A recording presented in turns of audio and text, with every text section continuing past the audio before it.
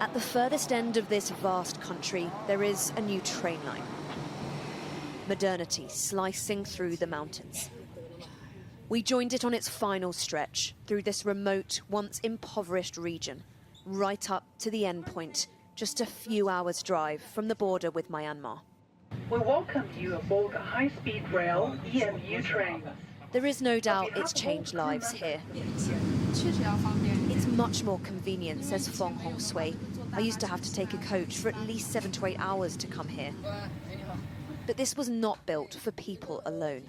The lines of containers made that clear. And just look at this vast final stop in the tiny mountain town of Lingzang. This place was built to transport trade, and lots of it, from China to Myanmar and beyond. From here, the goods will travel the next section by road. This load has recently arrived, this man tells us. And then to Myanmar after this? Yes, he says, these boxes are full of nails. That may be, but the UN has said arms are also travelling these trade routes from China directly into the hands of the military junta. It's clear from being here that construction work certainly isn't finished yet, and there are plans to develop this line all the way to the border itself. This place shows just how beneficial it is for China to really lean into that relationship with Myanmar. Economically, yes, but politically too. Indeed, for China, the real value of this route is a passage through its neighbour to the seaports and the Indian Ocean beyond.